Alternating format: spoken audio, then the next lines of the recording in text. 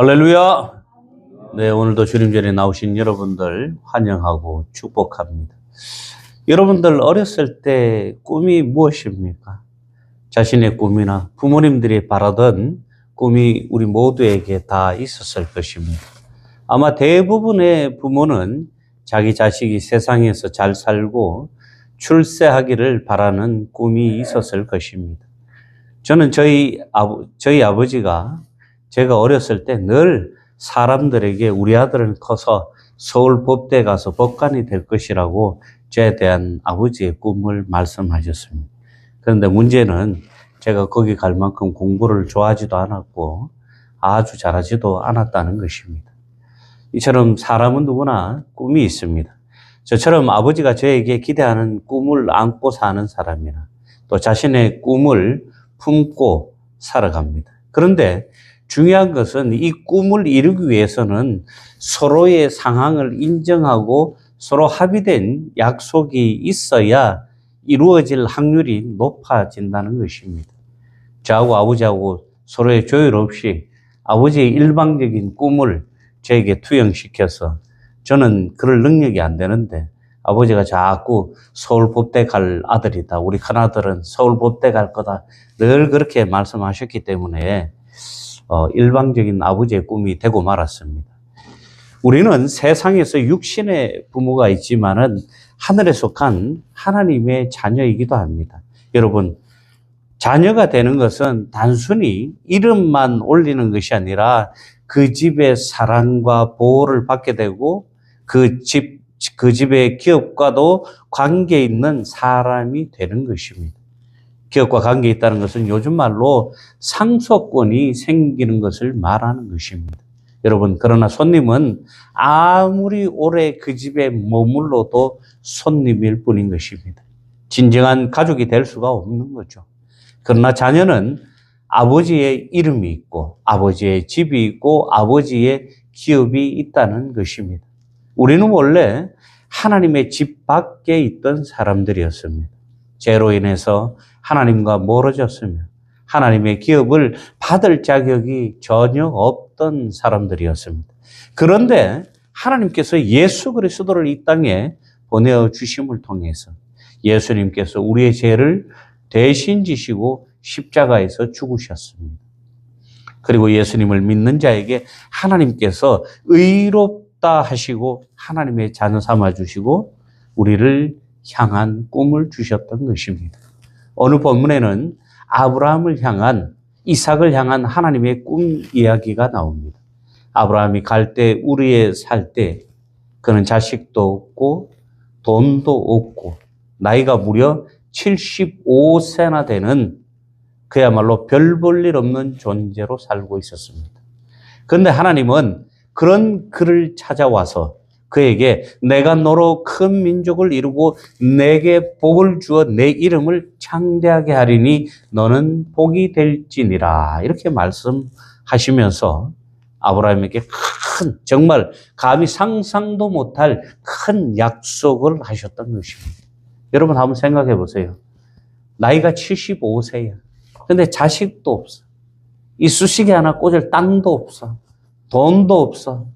정말 아무것도 없는, 누구도 쳐다보지 않는 그런 존재에게 어느 날 하나님께서 찾아오셔서 그에게 큰 민족을 이루고 복을 주어서 너의 이름을 창대하게 하고 너는 복이 될지니라 이렇게 말씀하셨어요.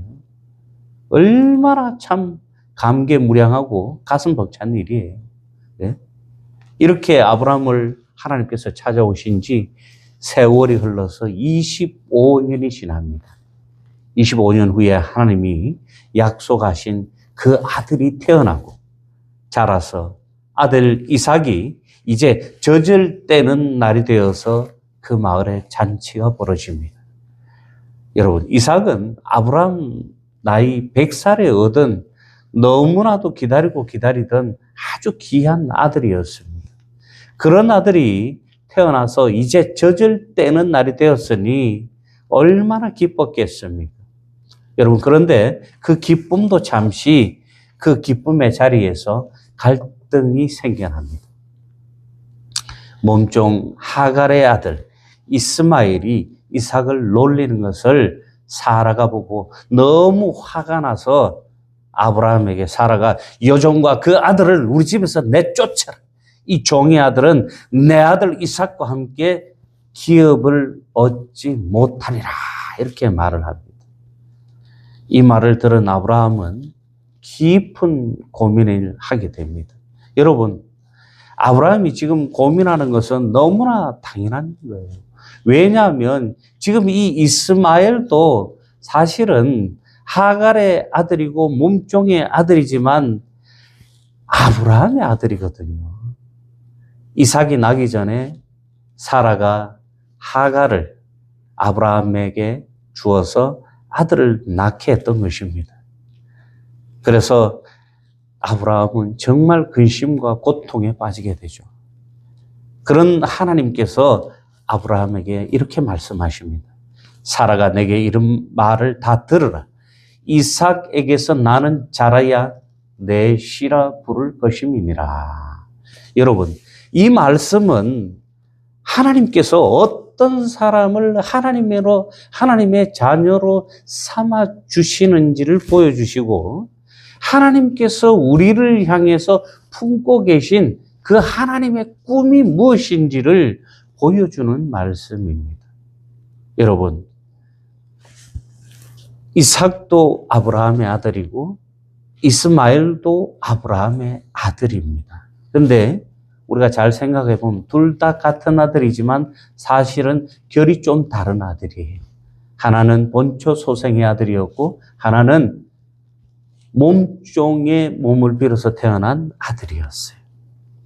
그래서 하나님께서는 구분을 하셨다는 거예요. 이 계획은 아브라함에게서 끝나는 것이 아니라 온 인류를 위해서 이 땅에 오실 예수 그리스도를 위한 다윗 가문의 정통성을 위해서 하나님이 우리를 향한 꿈의 첫 계획이었던 것입니다.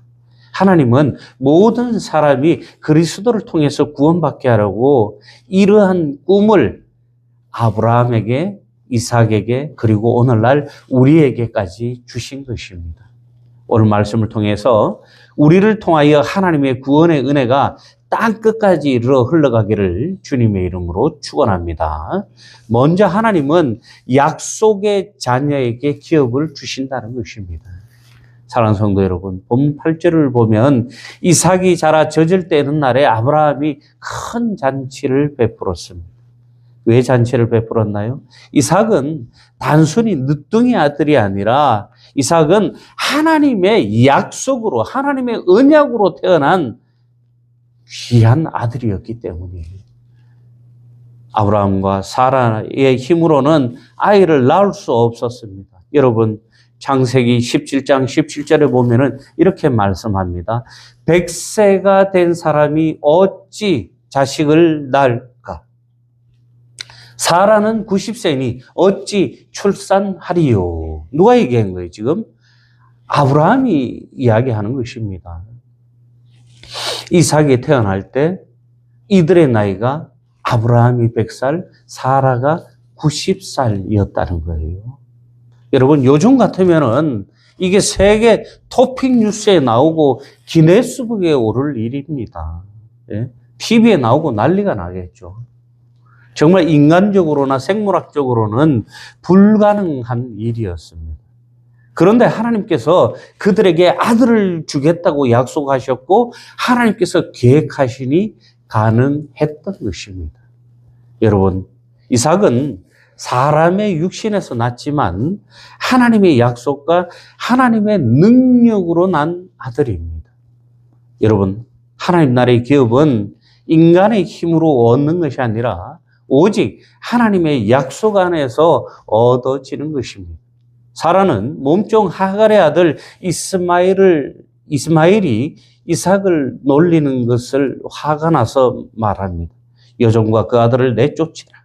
이 말은 아브라함에게는 정말 가슴 아픈 소리였어요.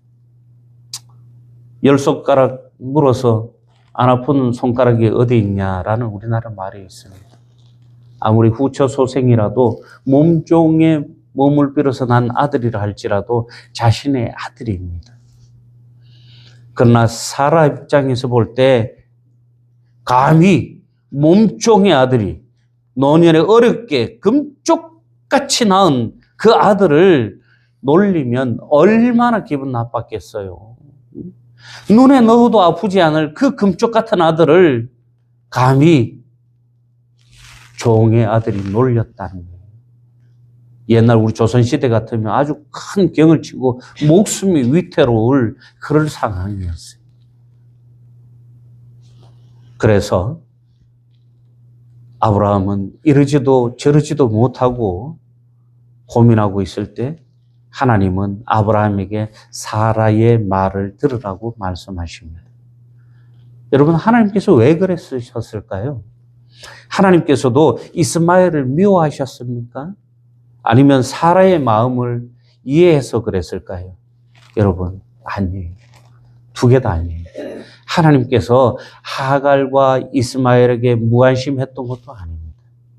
이 이야기 후반부에 보면은 이때 하나님은 하갈과 이스마엘의 울음소리도 들으시고 그들의 생명도 살리고 축복하셨어요. 그렇다면 왜 하나님이 굳이 이삭에게서 나는 자라야 아브라함의 씨라고 말씀하시면서 그들을 내보내라고 하셨을까요? 하나님께서 이삭에게서 나는 자라야 아브라함의 씨라고 하신 것은 구원의 약속이 우리의 방법이 아니라 하나님의 약속을 따라서 하나님의 방법으로 이어진다는 것을 보여주기 위함인 것입니다. 여러분, 우리가 하나님의 자녀가 된 것도 우리가 계획 세우고 우리의 자격이나 우리의 의로움 때문이 아니라 무엇입니까? 전적인 하나님의 은혜로 이루어졌다는 것입니다. 죄인인 우리를 구원하시기 위해서 하나님께서 예수 그리스도를 이 땅에 보내주셨고 십자가에서 예수님께서는 우리 대신 죄를 지시고 죽으셨다는 거예요. 여러분, 그 하나님의 아들 예수님을 그리스도로 믿는 자를 하나님께서 의롭다 칭하시고 우리를 하나님의 자녀 삼아 주신 것입니다. 여러분, 이것이 바로 하나님의 은혜인 것입니다. 하나님께서 복음을 우리에게 주신 이유이기도 합니다. 우리는 예수 그리스도 안에서 약속의 자녀가 되었습니다. 그러므로 성도는 자신의 공로를 붙들고 사는 사람이 아니라 예수 그리스도의 은혜를 붙들고 살아야 하는 것입니다. 여러분, 우리의 하나님의 자녀가 된 근거는 우리의 공로가 아니라 오직 예수 그리스도뿐인 것입니다. 따라서 구원은 오직 예수 그리스도 안에서만 있는 것입니다. 어떤 분들 그렇게 생각하시는 분들 계세요. 내가 교회 열심히 하고 헌금 많이 하고 봉사 열심히 하면 내 자녀들이 교회 가지 않아도 구원받을 수 있을 거야. 내가 내 자녀의 이름으로 헌금 열심히 내면 이 자녀들도 구원받을 거야. 하나님께서 감동하셔서 이 자녀들도 구원해 주시겠지라고 생각하시는 분들이 계셔요. 맞습니까? 내가 그들을 대신해서 아무리 기도하고 그들을 대신해서 아무리 봉사하고 헌금할지라도 그들이 예수를 그리스도로 믿지 않으면 절대로 구원받지 못한다는 것입니다. 한편으로 생각하면 너무나 안타깝지만 한편으로 생각하면 너무나 당연한 일이라는 것입니다. 여러분, 그러므로 세상의 유혹과 겁박이 아무리 나를 흔들어도 흔들리지 마시기 바랍니다. 나는 부족해도 우리 예수님은 충만하신 전능자이십니다. 나는 믿음이 연약하고 내 삶이 때로는 연약해서 흔들릴지라도 하나님은 절대로 연약하거나 흔들리지 않는 분이십니다. 하나님이 약속하신 것을 저와 여러분들을 통해서 반드시 이루시고 나타내시기를 주님의 이름으로 축원합니다. 두 번째로 하나님은 성령 안에서 기업을 누리게 하시는 것입니다. 여러분, 하나님 나라의 기업은 당연히 누구에게 오는 거예요? 자녀인 우리에게 오는 기업입니다. 그리고 우리가 장차 누리게 될 복인 것입니다. 그러나 동시에 지금 우리가 누리는 복이기도 하다는 것입니다. 우리는 이것을 늘 상기하고 잊지 말아야 할 것입니다. 많은 성도들이 하나님 나라를 죽은 후에만 가는 곳으로 생각합니다. 죽고 나서 천국 가야, 하나님 나라에 가야만 이런 것들을 누린다고 생각합니다. 여러분, 물론 성도는 죽음 이후에 주님의 영원한 나라에 들어가게 되어 있습니다. 또 그곳에서 하나님께서 우리에게 베풀어 주시는 수많은 복들과 혜택들을 누리게 되겠죠. 그러나 하나님 나라는 먼 미래나 하늘에만 있는 것이 아니라는 것입니다.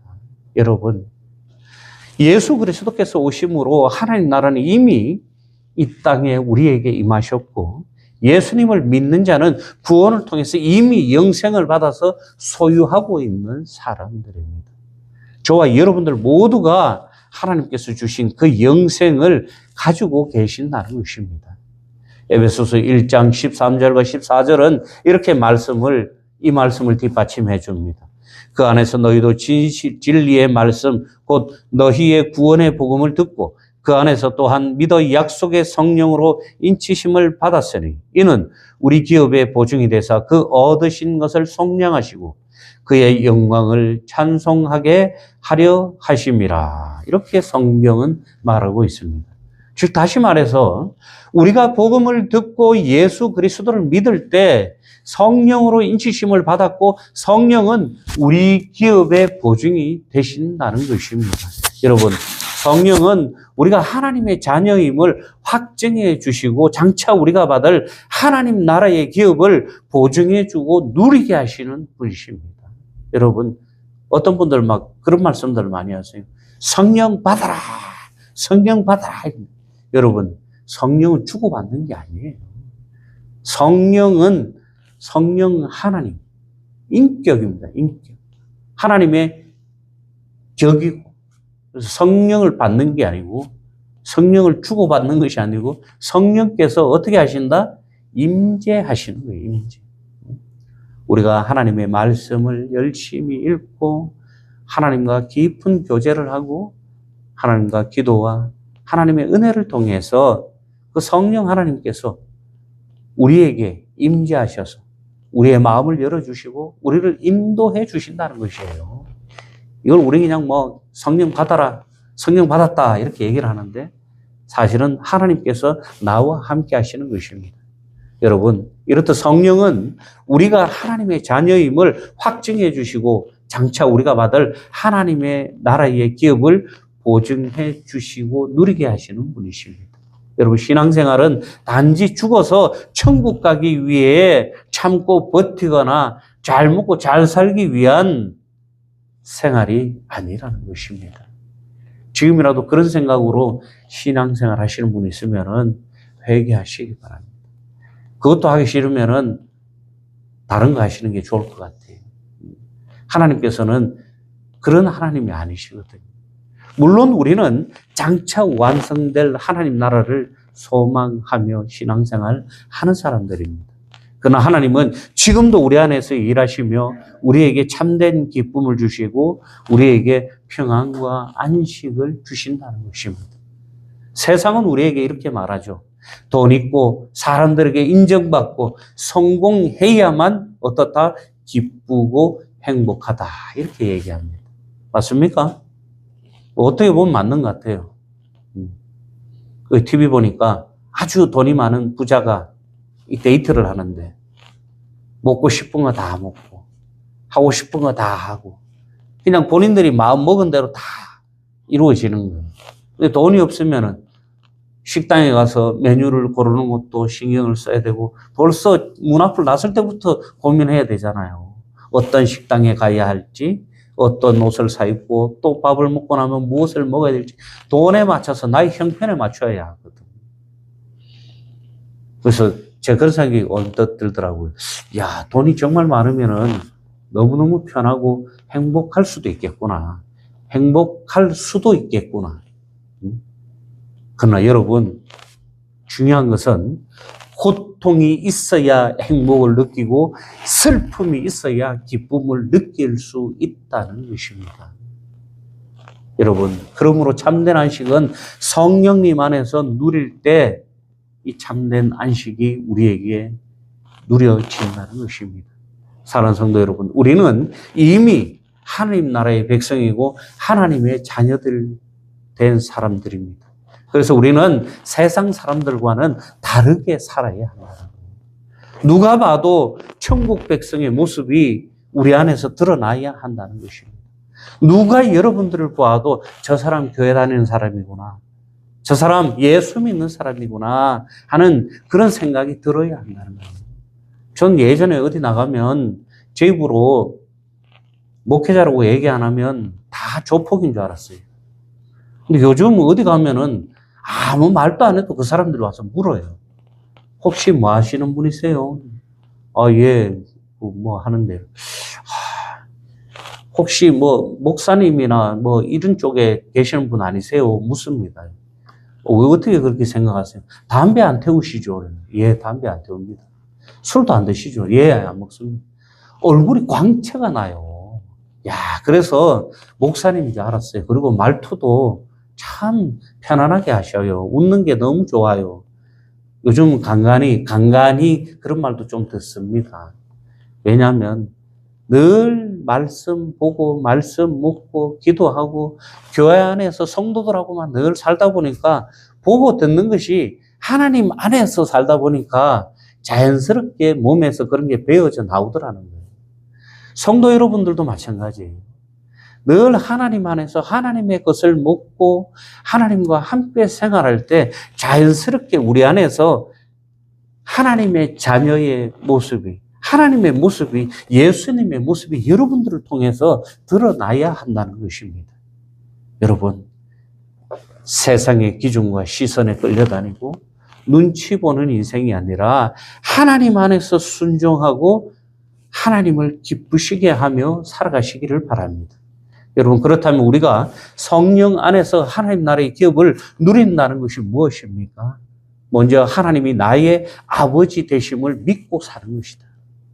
내 인생이 구하처럼 버려진 인생이 아니라 내가 하나님 안에 있는 하나님이 함께하는 인생임을 믿는다는 것입니다. 두 번째로 예수 그리스도의 은혜 안에서 죄와 사망 권세를 이겨야 하는 것입니다. 여러분, 사탄은 끊임없이 우리에게 말합니다. 야, 너는 안 돼. 니까짓 게 무슨, 넌 실패자야 임마. 그러나 복음은 예수 그리스도 안에 있는 자에게 결코 정죄함이 없다라고 말씀합니다. 여러분, 주님이 주신 권세와 권능으로 승리하시기를 바랍니다. 세 번째로 성령께서 주시는 평안으로 오늘을 살아가는 사람들이에요. 나의 주변 환경이 다 해결되어야 평안한 것이 아니라 성령 하나님이 내 안에 임재하셔서 나의 마음과 나의 모든 것을 주관해 주셔서 내가 성령 충만해지고 주님이 나와 함께 하심을 믿을 때 내 안에 진정한 평안이 있는 것입니다. 여러분, 하나님 나라의 축복은 우리가 죽은 후에만 누리는 그런 복이 아닙니다. 살아서 지옥같이 사는데 죽어서 천국이 있겠어요? 여러분, 그런 생각 한번 안 해보셨어요? 내가 지금 살아있는데, 교회는 다니고 있는데 내 삶이 매 순간순간이 지옥 같은 삶을 살고 있어요. 그런데 죽고 다니 하나님 나라에 가면은 천국이 있으니까 그것만 바라보고 살아요? 여러분, 지금 여기서 여러분들이 누리는 복이 진정한 축복임을 믿으시기 바랍니다. 여기서 천국이고 여기서 축복을 누려야 우리가 하나님 나라에 갔을 때도 행복하다는 거예요. 여기서 우리가 아무렇게 살더라도 하나님 나라에 가면 물론 축복이 있고 행복이 있겠죠. 하나님 나라니까. 그런데 지금 살고 있는 이곳에서도 행복하시라는 말이에요. 우리가 진정한 복을 누리는 삶을 사는 것은 우리가 예수님 안에 거하고 성령의 인도하심을 따라서 살 때 하나님 나라의 기쁨과 평안과 안식을 맛보며 누리게 되는 것입니다. 그러므로 오늘 우리 자신에게 나는 성령 안에서 하나님 나라의 기쁨과 평안과 안식을 누리고 있는지 한번 물어보시기 바랍니다. 성도 여러분, 하나님은 하나님의 자녀가 세상의 두려움에 눌려서 세상 사람들 눈치 보면서 억압된 삶을 살아가기를 원하지 않으세요. 여러분들이 누구보다 담대하게, 누구보다 행복하게 이 세상을 살아가기를 원하신다는 것입니다. 하나님은 또한 우리가 죄책감에 묶여서 여전히 죄의 종 노릇하거나 세상의 가치관에 끌려다니며 사는 것도 원하지 않는다는 것입니다. 여러분, 하나님은 우리가 세상 속에서 하나님의 자녀답게 담대하게 하나님께서 주신 그 하나님의 기업을 마음껏 누리며 살기를 원하신다는 것입니다. 이것이 바로 우리를 향한 하나님의 꿈이시라는 거예요. 마지막으로 하나님은 모든 사람을 구원의 자리로 초대하셨습니다. 보면 14절부터 21절을 보면 하갈과 이스마엘이 광야로 나가는 장면이 나옵니다. 아브라함은 아침에 일찍 일어나 떡과 물 한 가죽 부대를 하갈의 어깨에 메어주고 아이와 함께 자신의 집에서 내보냅니다. 여러분, 마음이 어떻겠어요? 미우나 그래도 자식이고 미우나 그래도 한때 한 입을 덮었던 사람인데 그 둘을 내보내는 마음이 어떻겠습니까? 얼마나 마음 아픈 장면이에요. 이렇게 졸지에 집 없이 갈 곳 없는 신세가 된 하갈과 이스마엘은 브엘세바라는 광야에 도착을 합니다. 광야가 어떤 곳입니까? 아무것도 없는 거예요. 그냥 먹을 것도 없고 물도 없고 뭐 잠잘 곳도 없고 그냥 허벌판 사막이에요. 사막. 낮에는 뜨겁고 밤에는 춥고. 그런데 이들에게 곧 위기가 닥쳐옵니다. 가지고 있던 물이 떨어지고 식량이 떨어져서 이제 아이가 죽게 되었어요. 하갈은 아이가 죽는 것을 참아 볼 수가 없어서 아이를 감목 덤불 아래에 두고 멀리 떨어져 앉아서 소리내어서 웁니다. 여러분, 아이가 죽어가는 그 모습을 바라보는 어미의 심정이 어떻겠어요? 가슴이 찢어질 거예요, 아마. 저는 겪어보지는 못했지만 감히 제가 유추해 볼 건데 너무나 가슴이 찢어지는 그 고통이 전해집니다. 여러분, 그때 하나님께서 하갈의 울음과 아이의 소리를 들으십니다. 여러분, 하나님은 약속의 계보를 이삭을 통해서 이루십니다. 그러나 하나님은 그들의 울음도 들으셨고 그들의 생명도 돌봐주셨다는 거예요. 여러분, 그래서 하나님은 하갈에게 이렇게 말씀하시죠. 두려워하지 말라. 아이의 죽음을 바라보며 울고 있는 그 하갈에게 두려워하지 말라. 그리고 하나님께서 18절에 이렇게 말씀합니다. 일어나 아이를 일으켜 내 손으로 붙들라. 그가 큰 민족을 이루게 하리라. 이렇게 말씀하시고 절망에 빠져 울고 있는 그 절망 때문에 눈이 어두워진 하갈의 눈을 밝혀서 샘물을 보게 하십니다. 여러분, 지금 하갈은 애 죽는 것 때문에 눈에 아무것도 안 보이는 거예요. 오직 아이만 쳐다보고 있는데 우리 같으면 어떻게 해요? 어디 물이 있는지 없는지 찾아보고 수소문해야 되는데 그럴 정신이 없는 거예요. 그런 하갈을 하나님께서 정신 차리게 만들으셔서 샘물이 그의 눈에 들어오게 합니다.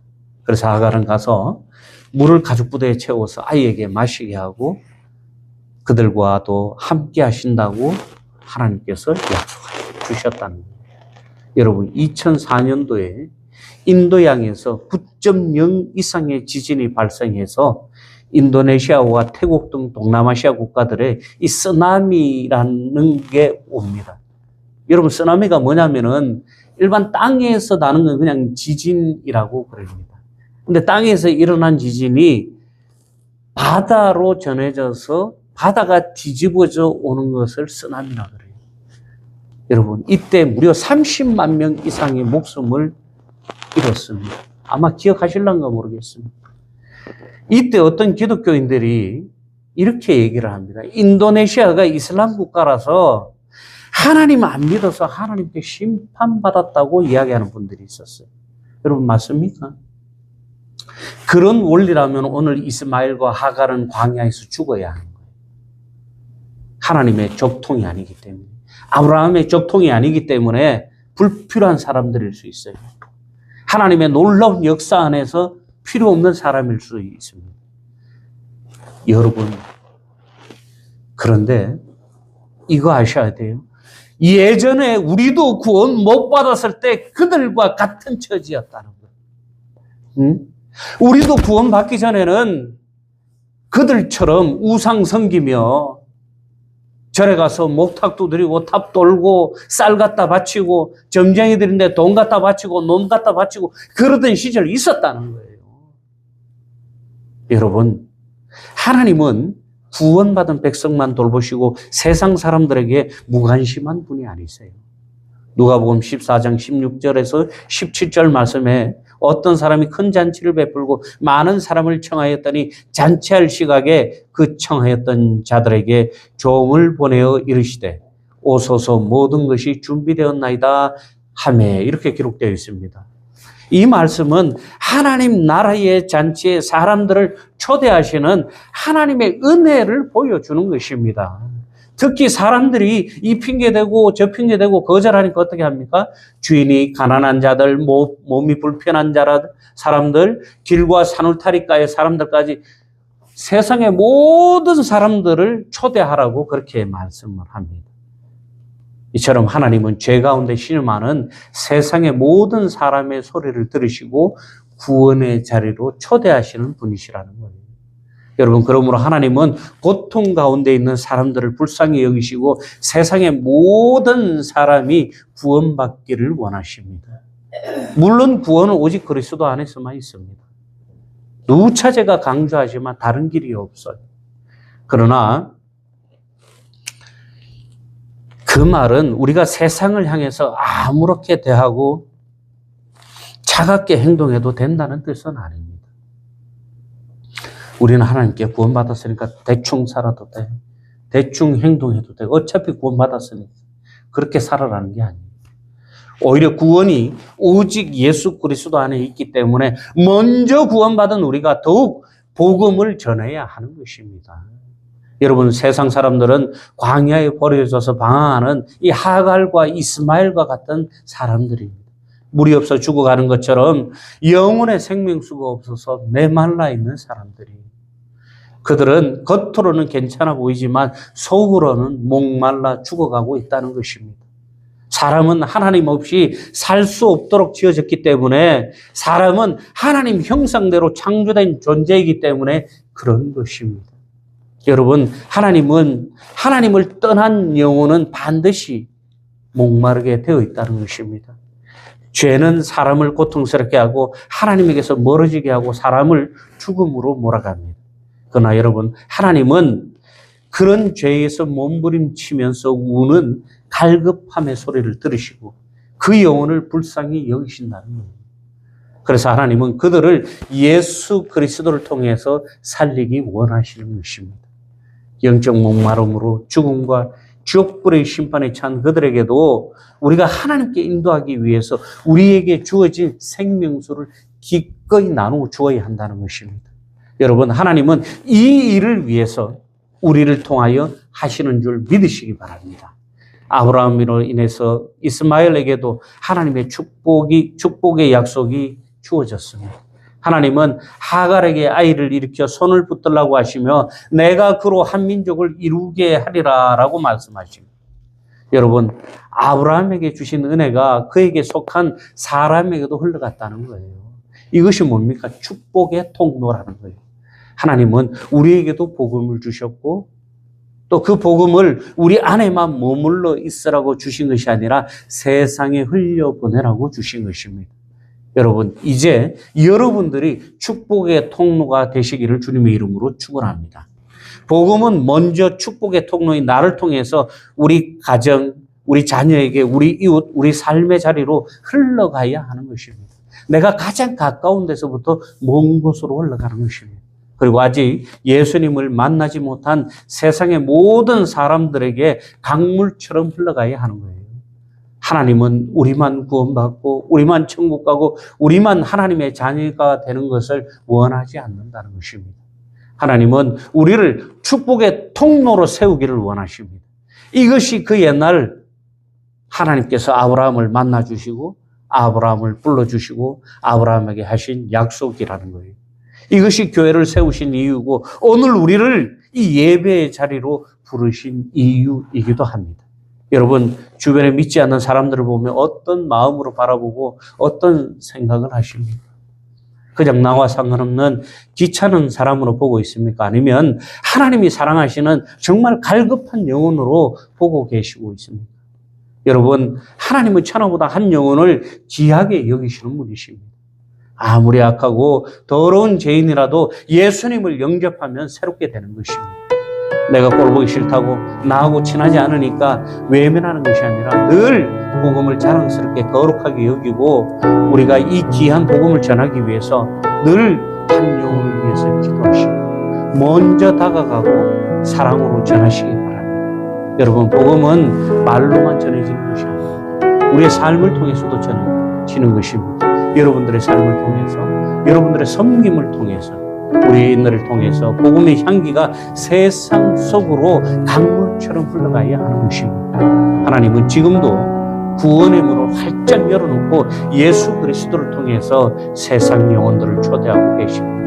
그리고 하나님은 우리를 그 일에 사용하기를 원하시는 것입니다. 여러분, 하나님은 하나님의 자녀들에게만 기업을 주십니다. 하나님은 성령 안에서 우리가 그 기업을 누리게 하심으로 우리가 장차하고 완성될 하나님 나라를 소망할 뿐만 아니라 지금 이 땅에서도 성령 안에서 하나님 나라의 기쁨과 평안과 안식을 맛보며 살아가야 합니다. 하나님은 모든 사람을 구원의 자리로 초대하시는 것입니다. 하나님은 죄 가운데 신음하는 사람들의 소리를 들으시고 우리를 통해서 그들에게 복음이 흘러가기를 원하십니다. 여러분, 이것이 바로 하나님이 우리를 향하신 하나님의 꿈인 것입니다. 그러므로 오늘도 세상이 주는 달콤함이 아니라 예수 그리스도를 붙드시기 바랍니다. 성령의 은혜를 의지하여 내 주변에 있는 한 영혼을 하나님의 눈으로 바라보시기 바랍니다. 이 은혜로 하나님의 우리를 향한 꿈을 이루는 저와 여러분들 모두 되시기를 주님의 이름으로 축원합니다.